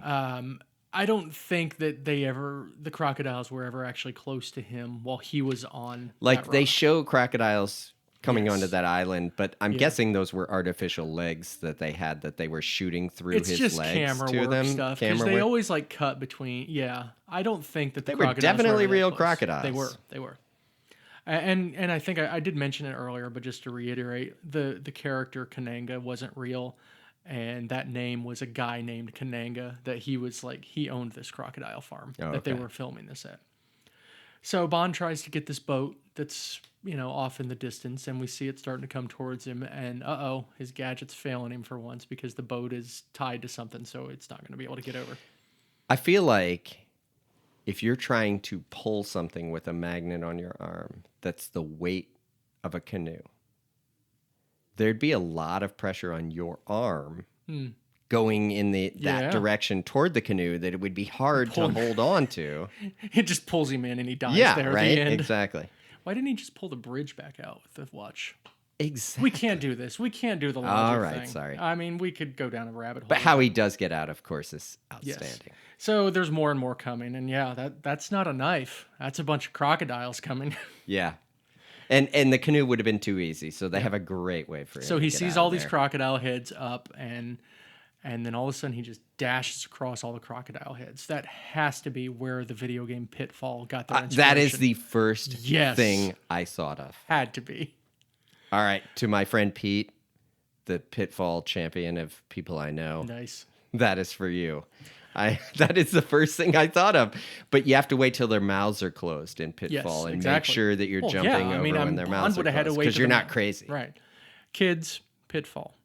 It's a game for the Atari. Basically, it was kind of like an Indiana Jones kind of game. And you would swing ropes over water and go through all these little levels. And then there was an area that there was like crocodiles on the ground. And you had to jump over their heads. You had to stand. You could stand on top of their heads, but only if their mouths opened up. You'd fall in and get eaten. And if you really want to win that game, you have to like map it out because every screen you don't know where you're going, and you can go underground. See, I never really thought about beating our Atari games. I didn't know that you could beat an Atari game. Yeah. I honestly thought they just never ended, but I think Pete they do. has They the end. map Yeah. hand drawn out. This has been Archaic Video Game Chat. Nice. We have to get theme songs for our little segments. We really do need that. Any musician listeners out there, if you have any good theme songs for us that you'd like to donate for free, we'll take them. I'm a musician. You've never written a song. You write it then. That is 100% true. Okay, so now we have Bond, he's luring one of these big crocodiles with all this raw chicken into the lab. He sets fire to the outside of the lab. It is a good thing no one stayed out there to watch him die. Yeah. They left him course. on the island and went inside because it's so certain that he's going to get eaten assume by everything went to crocodiles. plan. But I feel like if I were a bad guy, I might want to see a dude get eaten by crocodiles. I don't personally. They're not but if I were a bad. They're bad just guy, I would heroin dealers. assume I want to see a guy get eaten by crocodiles. Anyway, it's great how he runs over. Yeah. So he torches the lab. Everybody's running out, panicking. Bond then hijacks a boat. Well, he did throw gasoline on it too. That helped. Yes. So Bond's on a boat. So now we get. This is my least favorite character in the history of James Bond. Even worse than Kid and Wint. We get Yes, Sheriff it's so bad. J.W. Pepper. At this point in the movie, my wife turned to me and said, "Are these movies made by English people or American people?" And I said, "English people." And she said, "They must not think much of Americans." Yeah. Well, what's funny is like the producers are American and Canadian, but Yeah. yes, the director is English. And they definitely, so this actually came from Tom Mankiewicz, the screenwriter, who is American and whose dad and uncle were both very famous. Like his uncle is the one that co-wrote Citizen Kane. But Tom Mankiewicz said that he wanted to make sure he had something that balanced so that it didn't seem like so racist in terms of like the plot of the black characters all being I the can villains. see that. They wanted some bumbling, dumb, white, redneck cop to be comedic relief and a balance against the, look, the villain. Well, I guess they achieved that goal. Yeah, Kananga's not dumb. Kananga's a smart dude. So they wanted to balance that off with a really dumb redneck cop. And they found him. They definitely did it. And he had to wipe his face off a lot Yeah. with that handkerchief. And he had the biggest amount of chew in his lip that you can ever imagine. Should we start chewing? Clearly. Why didn't we do that for this I episode, know. Mike? We didn't even think of I it. got a spittoon. Oh my gosh. Now you're talking. How classy could we be with a spittoon? So here's where we get the longest, overly long in my opinion, boat chase scene. It goes on a very long time. So the boats are cool. I didn't do a lot of research on them, but the bad guys are chasing Bond in these boats. J.W. Pepper's trying to find the guy. We have this cool jump where they jump over the car, but one of them crashes into the car, and J.W. Pepper doing his best Roscoe Coltrane, getting all upset and flummoxed about it. Kids, Roscoe Coltrane is from the TV show The Dukes of Hazzard, by the way. Which has its own issues. But Yes. Not, Wait, what's not wrong with- really, actually. What's wrong with a car called the General Lee? Well, the funny thing is, With a they have a car Confederate called the flag. General Lee, but they're totally not racist at all. The bad guys are racist, and they are 100% inclusive. I don't think at the time they really connected the whole General Lee Yeah. to. All right, this has been old TV shows. All right, back to the show. But as another old TV show, may I read you some quotes from a show you might have heard of called The Simpsons? Oh, here we go. So there's an episode where they're watching Night Boat. Those of you maybe older have heard of Knight Rider, which was Kit, the car that could talk to you and so forth. So there was a fake show on the fictional show The Simpsons called Night Boat. And they're sitting there watching it, and Homer, it's one of his favorite shows. And he says, he's talking about the boat, and he said, "We got to catch those starfish poachers." And the kids are annoyed. The Night Boat says, he says, "We'll never catch him now." And Nightboat says, "Incorrect. Look, a canal." And Bart says, "Oh, every week there's a canal or an inlet or a fjord." They have a lot of exact right places with these boats Yes. to chase each other through this water, and the exact right angle of land where the road crosses to jump over the land. Yes. Two things missing from these scenes. One, obviously, the Waylon Jennings song from the Dukes of Hazzard. Two, Yeah. what they should have done as Bond was jumping over Pepper is they should have freeze framed and went to commercial. Exactly how it works. All right, you can cut out my Simpsons part if you need to. No, it's fine. People love The Simpsons. So we keep, this boat There's chase. quite a long chase. Yeah. And my favorite part, are you going to get to the part where the boat gets shot, his motor gets shot? And That was Pepper. After the jump, Yes, the Pepper shot. after it. the Yeah. jump, and he shoots out the Yeah. motor, and it's leaking gas. Yes. Do you see what Bond does to try and get the boat to go? I don't. He taps on the dashboard of the boat. Well, yeah, just He tapping. keeps tapping on it, right? Some part of the boat made out of fiberglass that has nothing to do with how the boat moves. Like, Wow. it almost makes more sense in a car because at least the engine's in front of you. Yeah. He taps on the dashboard because that's going to make the boat keep going. Yeah. I enjoyed So obviously part. that one ran out of gas. So Bond Yes. has to he gets onto the land and then finds another boat. Well, and the bad guys end up in a swimming pool. They do. That was pretty cool. That was pretty cool. So now we have another one, and now this time there's a wedding, and so both of the boats. Well, first, Okay. who did they have to call? Oh well, J.W. Pepper has to call his cousin Billy Bob. Yes. Billy Bob. Right? Did you have any more of a What is hillbilly the name? southern name we could use Yeah. where people will know? His that's his brother-in-law, I Yeah. believe, Billy Bob. Yeah, and Billy Bob just gets knocked out, and another guy takes that. One of the henchmen. Yeah, takes one of the boat. henchmen who lost his boat earlier knocks him out and takes the boat. That was a pretty impressive looking boat Yeah. It was really with all cool. the pipes on it and everything like that. Yeah, Billy Bob's kept it nice and well. Yeah, maintained. so now that boat is chasing him and they get to the wedding. Yeah, they get to the wedding. I mean, this had to be. So they both crash, and one of them knocks the cake down. Everything. It's clearly a reference to Jane Seymour's hit movie Wedding Crashers, released in the early 2000s. Oh, it must be. That's probably where they got the idea from. So I wanted to talk briefly about that scene because the stuntman for the second boat, the black guy, the henchman, that was done by a guy named Eddie Smith. Eddie Smith was the founder of the Black Stuntmen Association, and this is kind of sad. This organization was founded in the late 60s. Because he was not able to join the all-white Stuntmen's Association. Really? Yeah. So he started his own. Wow. Yeah. Well, good for him. Yeah, good for him. I don't He know if did a he's great still with job. us, but that was a cool scene. Like the little documentary thing I watched, it showed him coming up in a cop car with the cop outfit and everything, and he just spins the car around and then gets out and Nice. talks to the camera. It was really cool. Wouldn't it be awesome to be able to do stuff like that? Because there was another scene in the movie which they put one of the white actors in blackface, or the white stuntman in blackface. Oh, really? For one, I think it was one of the boat scenes, but he was there to do some of it too. Mm-hmm. So there you go, a little history for everybody.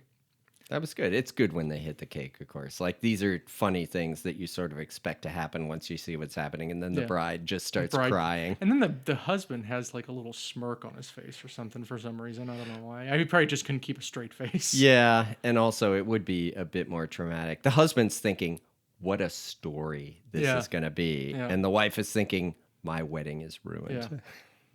One day of your life is ruined. I know. So now we get Bond taking out that henchman with a pretty elaborate set. Like, It really it was. just went on way too long. The for him to get henchman the guy. really had to sort of not be doing anything. Yes. When they're in that kind of just little tiny Yeah. lake area. He got the big barge, Yeah. and he gets him to somehow crash up into the barge, and it blows up. Well, He puts gas in there, right? he puts Yeah. gas in there.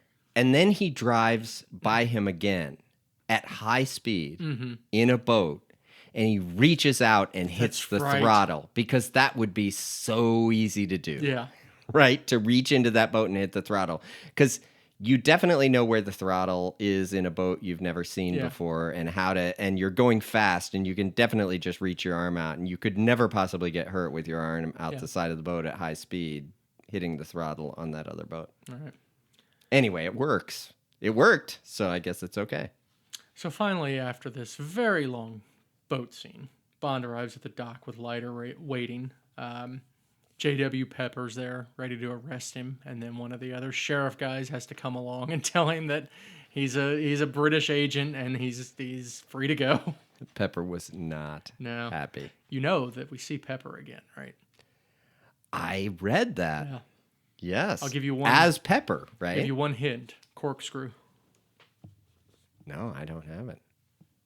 Oh, I don't okay. remember All right. which movie. Stay tuned. But I did read that it was going to happen again, and he is as the same character, He is right? the It's same not just the character, same actor, yeah. but he's the same character. Yeah, that's good.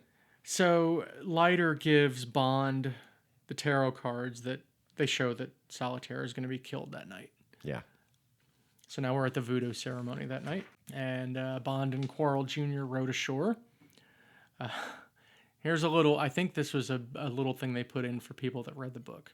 So Felix tells Bond to watch for sharks.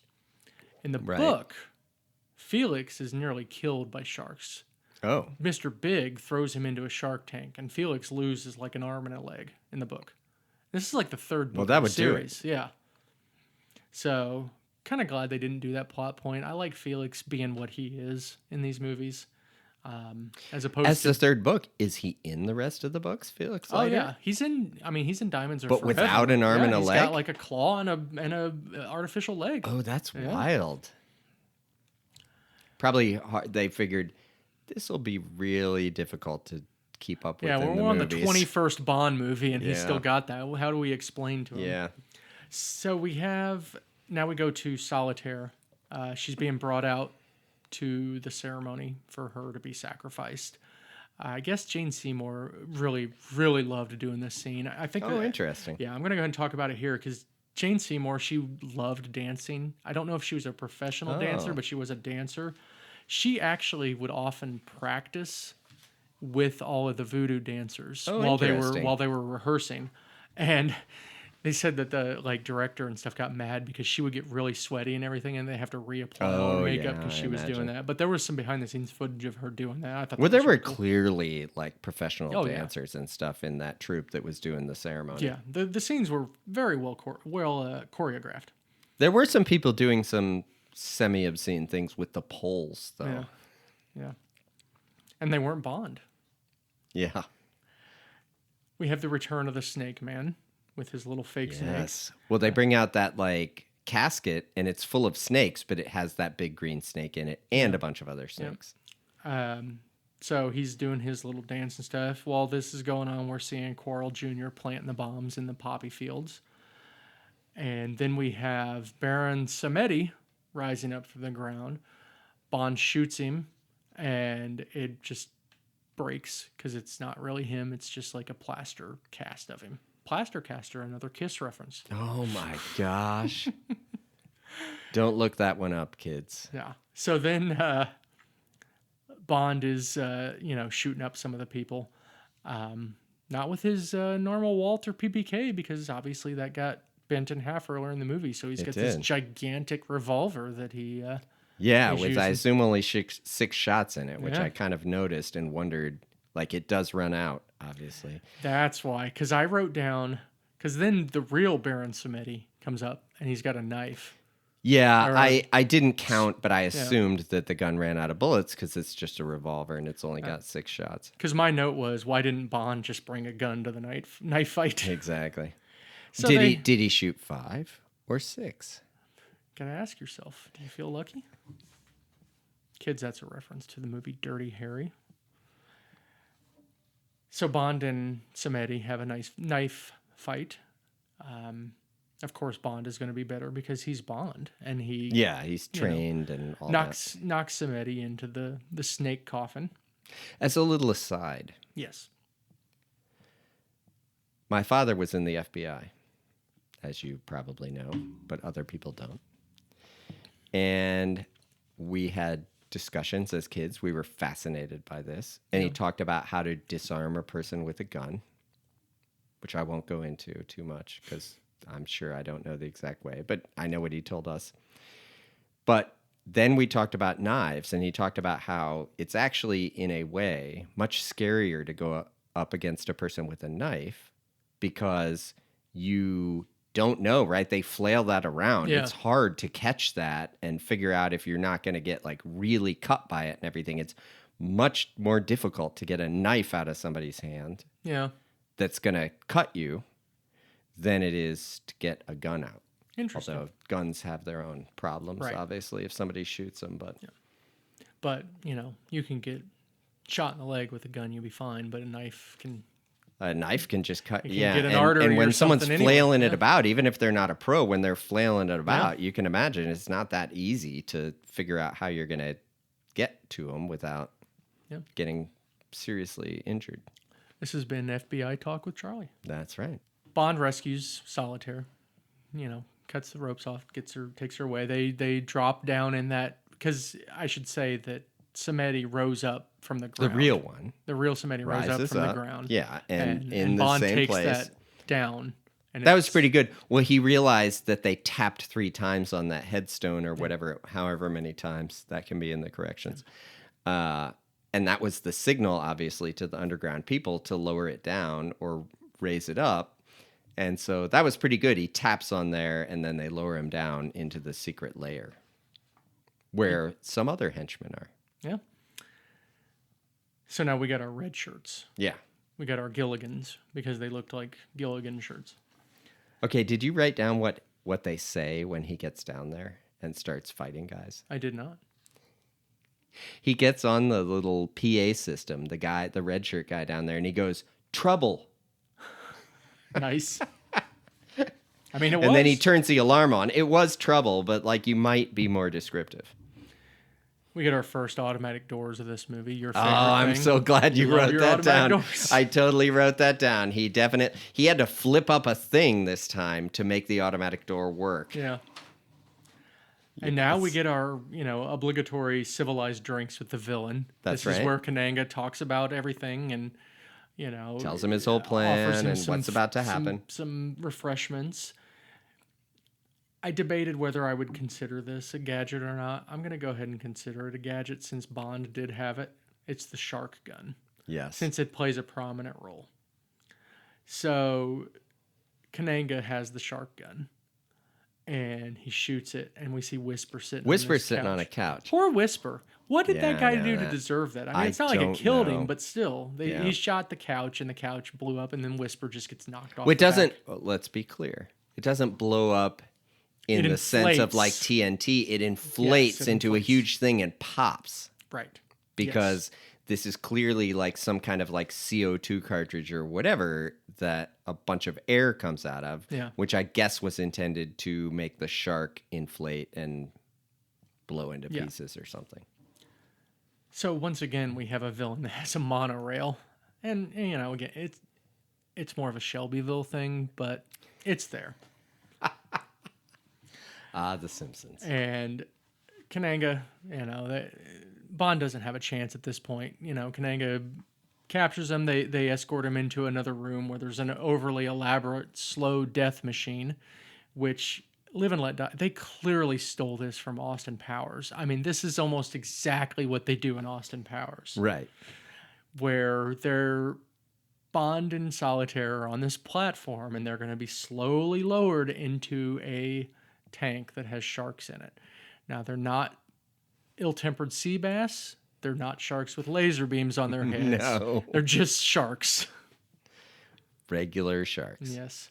So I guess I should say, so they're on this platform, and Kananga is there taunting with a knife, and then he cuts Bond's arm to get blood to get the sharks to come in, I guess. Yeah, and yeah. Well, get he knows vicious. when he lowers him down, the sharks are going to eat him because of the blood. Yeah, we get another quip from Bond. Perhaps we can try something on an even simpler vein. Yeah. So bad. So bad that I love it. So now we have Bond and Solitaire trying to figure out how to escape. I mean, they didn't have any dental floss like they did in Austin Powers, so they couldn't use that. So it turns out our wonderful gadget, our watch, our Rolex, also has a saw on it, which is able to cut off the rope. Thank goodness. Yeah. That's the first time he's had a gadget where they haven't shown everything up Right. front. You didn't know he had it, Yeah. right? And it was like some part of the watch bezel that spins around super fast and is the saw. Yeah. I should say I forgot something. Yeah. He uses the magnet first because he gets that other bullet from that shark gun. He does. Yes. Yes. He uses the magnet and he pulls over the whatever it is, air canister from the other shark gun right from the table where Whisper is without Whisper noticing. Yes. And none of the other metal objects in the room come to his wrist. Yes.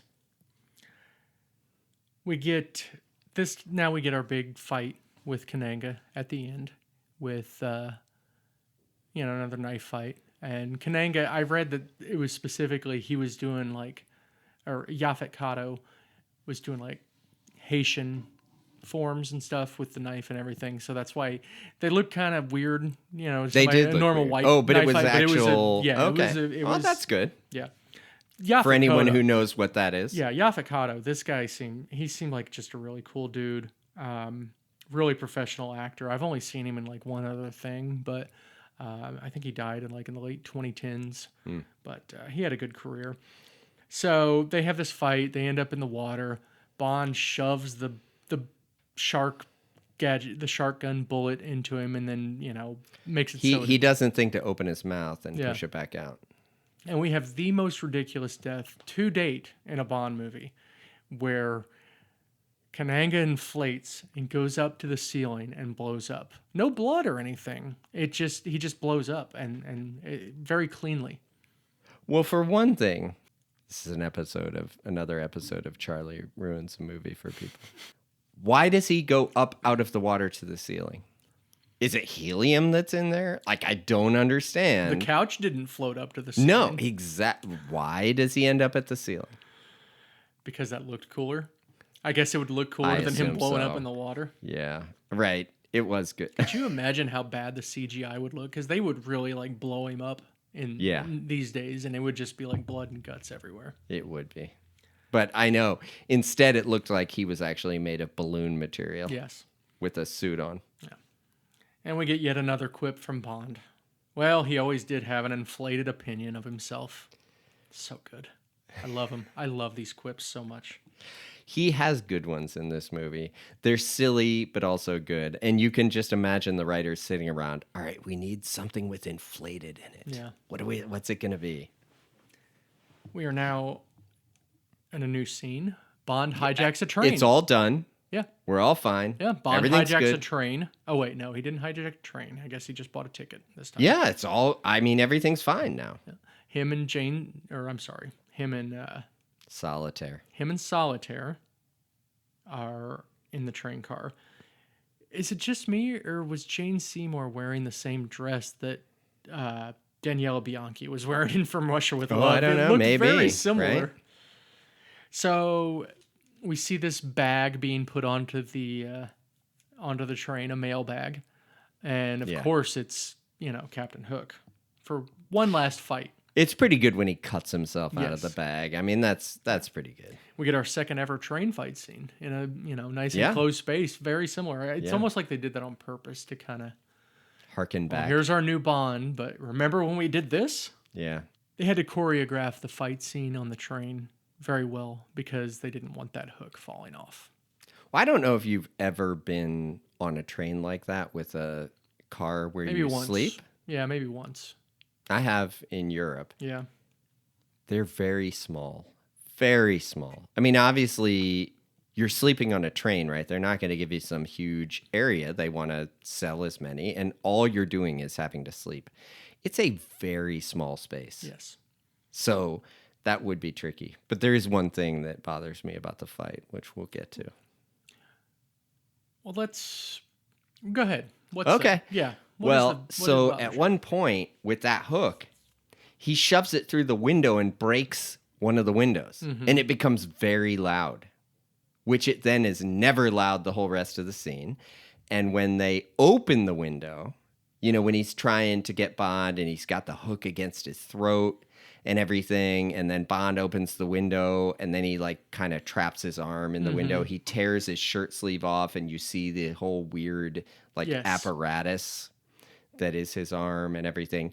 But when he throws him out the window and then closes the window, it's very quiet in there, even though the other window in the car, which apparently existed, that he had put his arm through earlier, then it's not loud anymore.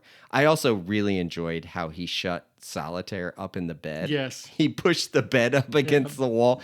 I'm assuming there isn't actually enough space in there for a human being to be in there, but that was pretty good. I mean, if somebody could fit, though, Jane Seymour, she's Well, pretty probably. petite. But I'm guessing there's not that much space. So yeah, I mean, he gets the better of him, cuts the cables on that, and the reason the sleeve came off, they did that intentionally because they wanted you to see that it was his whole arm, and make it Which you hadn't make it more really known believable. to that point. Yes. He does go through how he got his arm eaten off by the crocodile. Yeah. In one of the crocodile scenes. So you realize at that point, it actually is his whole arm in theory. And they pulled, yes, when he pulls his sleeve off, you see it's his entire arm. They wanted to make it more believable that this guy had a device and it wasn't just his hand controlling it. So that was why they did that. Yes, it's totally more believable that way because obviously just your brain waves can cause those cables to move that slicer hook at the end of your thing. We all know how possible that is. So Teehee, ironically, doesn't get the last laugh, and he's thrown off the plane and he's gone, or thrown off the train. Sorry. Yeah. Honestly, we've had car chases. We had an airplane chase on the ground. We've had boat chases, and now a thing on a train. We've had every mode of transportation difficulty on this movie that you can have almost. We get one last quip. You know, he gets Solitaire out of her little confinement there, and she asks, you know, what happened, what's going on. Just being disarming, darling. Then we get Baron Samedi on the back of the train laughing at the end. That laugh is amazing. The laugh is really good. And the reason they did that is because that they actually thought he might appear in another Bond movie. Oh, but interesting. he never did, unfortunately. Yeah, That's it. because, right, you think maybe, is he going to go try to do something? Yeah. But I don't think he was that villainous. I think he was more of kind of like, I'll go along, but I'm not going to like fight. yeah, he might have really been Much. like a voodoo Yeah. person, right? I mean, But that's it. Live and let die. it was good. Yeah. I have a couple trivialities. So Roger Moore was actually considered twice for James Bond movies. First at Dr. No. He was actually being considered. He never auditioned. And then again for On Her Majesty's Secret Service. But at that point, I believe he was doing a TV show called The Saint, which he was very popular. So he was an established Yes. British actor Yes. at the time he did this. They actually made a movie called The Saint in the 90s starring Yeah. Val Kilmer. I've heard of it. I have never seen it. If you can believe that. I sent you this link on YouTube. I don't know if you watched it yet, but Roger Moore did actually play James Bond in a 1964 skit on a British comedy show. I'll put the link in the show notes for that too. It was more comedic. It was just like 7 minutes. It was entertaining. A couple quick book comparisons. The plot of the book is totally different. Bond is just trying to track down this old pirate gold because it's getting into circulation. He's trying to find where it's coming from, and it's coming from Jamaica, from Mr. Big. When they wrote the book, probably heroin wasn't a big thing or Probably. something. Strangways was in the book. And if you remember Strangways, he was in Dr. No. Yeah. He was the agent at the very beginning of the movie that gets killed by the three blind mice. Yeah. But he helps Bond in the book. And like I said before, Quarrel Senior. Quarrel Senior is the Quarrel in the book, not as opposed to this movie, because obviously Quarrel died in Dr. No in the movie. So the whole timeline thing. So we'll go to final thoughts and rating. So things I liked. I actually like the cheeky Bond. I think he's really good. I think Yaphet Kotto is great as Kananga and Mr. Big a little bit. I loved Baron Samedi. I thought his laugh was awesome too. I It really love the was. quips. The quips are just amazing to me. And Jane Seymour is outstanding. I love Jane Seymour. Things I didn't like. I don't like the boat chase. How long the boat chase was. They were cool, but they just went on too long. Yes. And obviously, I could not stand J.W. Pepper. I'm going to agree with you there. Yeah. I thought Roger Moore did a good job.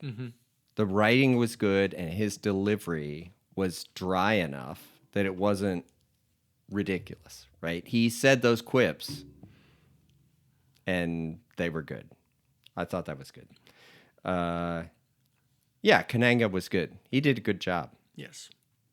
I was a little more...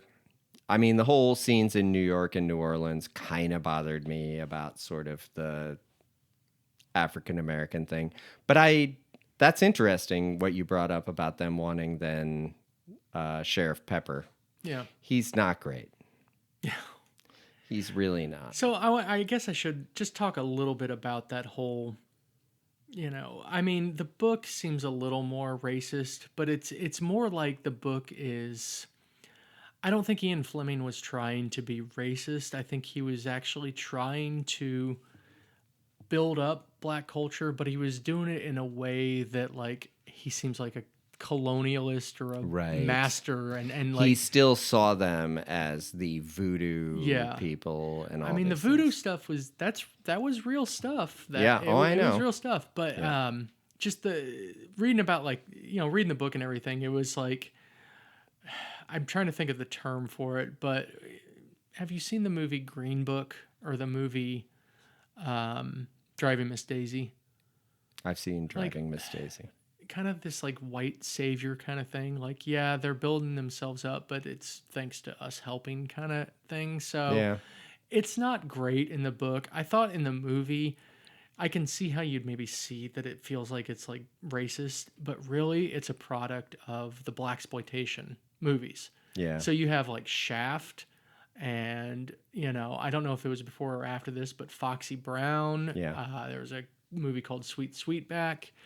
These kind of movies were, really like Black Power kind of movies, and they were just kind of feeding off of that. And I didn't... At the same time, they've built their own very large criminal enterprise. Yes. Well, that was the thing in the book. It was like, the black people are starting, and this was where it was like pandering and kind of weird. Black people are starting to excel in science and math and all this stuff. Right. And in the book, Mr. Big's like, I am going to be the first black man to be a huge criminal genius. And it's like, that's kind of weird. So, but in the movie, I think they more leaned into the, the blaxploitation aspect. They did. It's not that was great, the one but I don't little think it's part, but terrible. it's not. It doesn't make the movie bad, and they really, I mean, they make them look very smart in the movie, and there's a lot of like, they're definitely the bad guys are worthy opponents to Bond.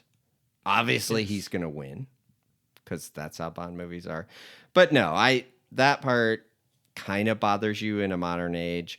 It probably wouldn't have bothered anyone at the time, but also, the fact that he is with the double agent, right? That was probably, I mean, he obviously, Bond saw her as somebody who's the secret agent and is on his level and everything, and this was only a few years after Captain Kirk and Uhura, so seeing a interracial, slap and tickle like that, In any case, no, there were a lot of things to like about the movie. There weren't the cars that I wanted to see, obviously. Not a lot of cars. Because he didn't have his DB5 and so forth. The Pimp Mobiles were pretty cool, though.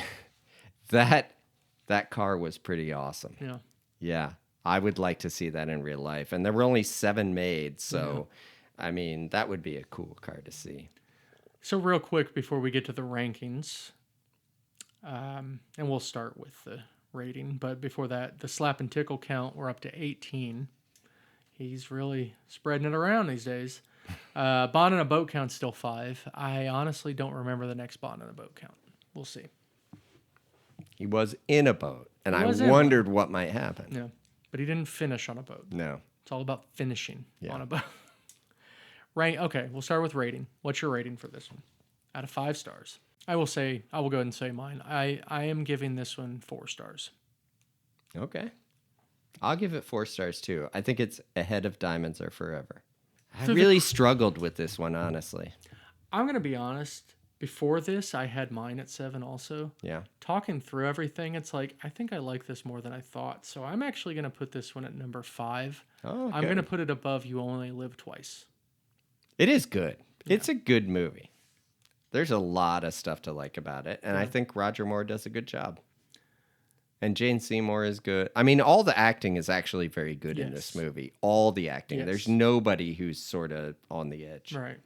Unlike, Lana Wood in Right. Diamonds Are Forever. Right. And even at points, Tiffany, the actress that played Tiffany Case, was not. And great. Jimmy Dean's a little bit over the top and everything. Yeah. I know he's doing He's the a thing. J.W. Pepper He's of doing the a West. thing, but yeah, well, that's okay. J.W. Pepper. He's doing what they tell him to Yeah. do, but it is a little over the top. Bond girls. So obviously we got Solitaire, but then I was really trying to figure out where to put Rosie Carver. Is she a Bond girl? Is she a villain? Is she a sidekick? Yeah, that's a tough one. I went Bond girl. He did sleep with her at least once, maybe twice. I'm going to put her as a Bond girl. So Solitaire and Rosie Carver. Solitaire, I'm going to put it 4th. I mean, it's Jane Seymour. She's amazing. She's really good in this. I mean, the only reason I don't have her higher is just because the 3 that are higher than her, Tracy, Pussy Galore, and Tatiana. I mean, those are like all-timers for me.